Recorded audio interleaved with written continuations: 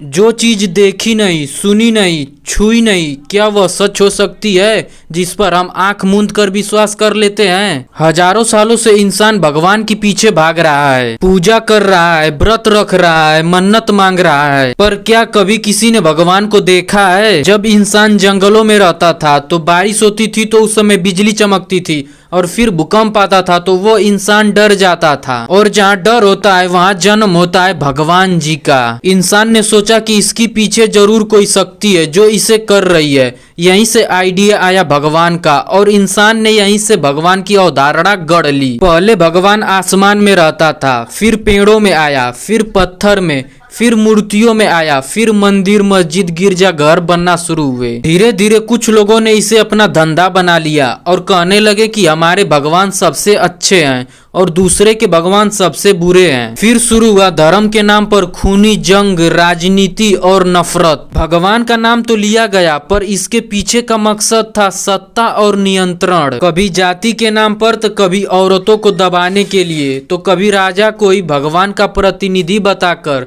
जनता को चुप कराने और उस पर नियंत्रण रखने का प्रयास शुरू हुआ। पर हर दौर में कुछ महापुरुषों ने जन्म लिया जिन्होंने इस अवधारणा पर सवाल उठाया।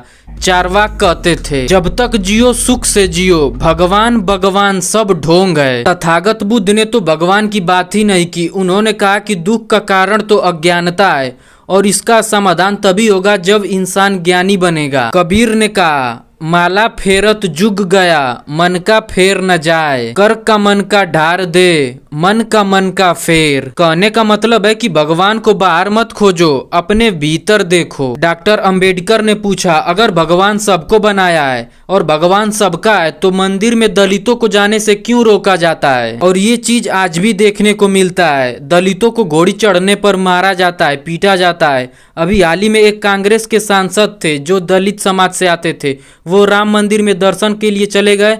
फिर उनके आने के बाद उस मंदिर को गंगा जल से पवित्र किया गया। क्या राम जी अशुद्ध हो गए या मंदिर अशुद्ध हो गया? पेरियार ने कहा, भगवान एक डर है जिससे लोग गुलाम बनाए जाते हैं। आज का विज्ञान बता चुका है कि बिजली क्यों कड़कती है, धरती क्यों हिलती है और बीमारी क्यों होती है, और बीमारी कैसे ठीक होगी। इन सब का जवाब आज विज्ञान के पास है। इसलिए इन सब के लिए किसी भी भगवान की जरूरत नहीं है। स्टीफन हॉकिंग्स ने कहा था कि इस ब्रह्मांड को चलाने के लिए किसी भी भगवान की जरूरत नहीं है। जब भगवान ही सब कुछ कर रहा है तो डॉक्टर क्यों, इंजीनियर क्यों, पुलिस क्यों? जब हम ही सब कुछ कर रहे हैं, यहाँ पर भगवान की आपको कोई इंटरफेरेंस देखने को मिल रहा है? अगर नहीं मिल रहा है तो भगवान कुछ नहीं कर रहा है, सब इंसान कर रहा है।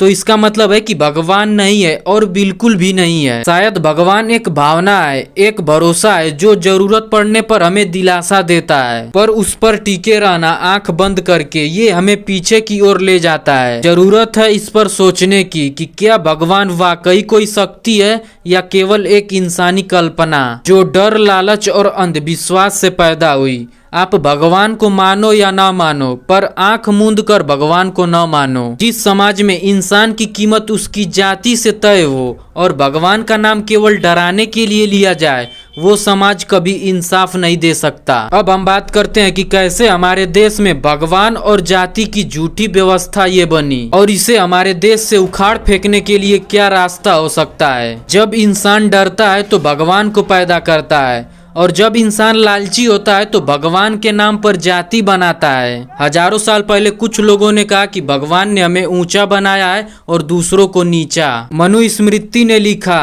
कि ब्राह्मण भगवान के मुख से पैदा हुए हैं और शूद्र चरणों से, यानी इंसान की कीमत उसके जन्म से होती है, उसके कर्मों से नहीं। यही झूठ समाज में फैलाया गया और भगवान को इस झूठ का ढाल बना दिया गया। यही सोच करोड़ों लोगों को नीच, अपवित्र, अछूत बना दिया। मंदिर में घुसने नहीं दिया गया, घुसने पर पीटा गया, पानी छू देने पर मारा गया, और स्कूल में तो बैठने तक नहीं दिया गया। भगवान को हथियार बनाकर इंसान को इंसान के खिलाफ खड़ा किया गया, और जाति व्यवस्था को इतना मजबूत बना दिया गया कि आज भी लोग इसे अपना धर्म मान बैठे हैं। अब सवाल ये है कि क्या हम इसे मिटा सकते हैं? तो इसका जवाब है हाँ, बिल्कुल इसे मिटा सकते हैं, लेकिन इसे मिटाने के लिए हमें 4 हथियार चाहिए।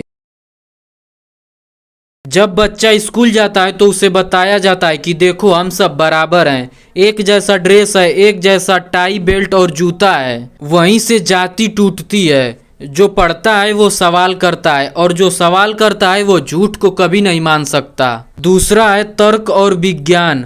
भगवान की कहानियों को तर्क की आंख से देखो। पूछो अगर भगवान है तो भेदभाव क्यों? पूछो हम मंदिर चले जाते हैं तो मंदिर अपवित्र क्यों हो जाती है? अगर सोच वैज्ञानिक होगी तो अंधविश्वास अपने आप मर जाता है। तीसरा है सामाजिक आंदोलन।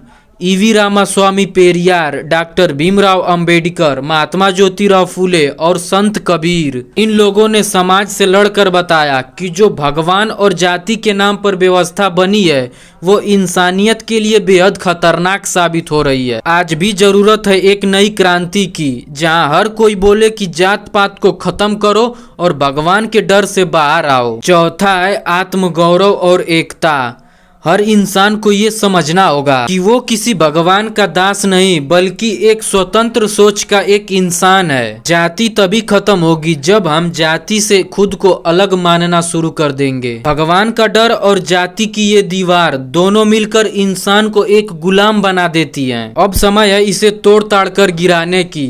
अगर अगली पीढ़ी को न्याय चाहिए तो हमें भगवान की जगह इंसानियत को बैठाना होगा और जाति की जगह समानता को अपनाना होगा। जाति और भगवान तब तक जिंदा रहेंगे जब तक तुम चुप रहोगे। बोलो, सोचो और बदलाव बनो।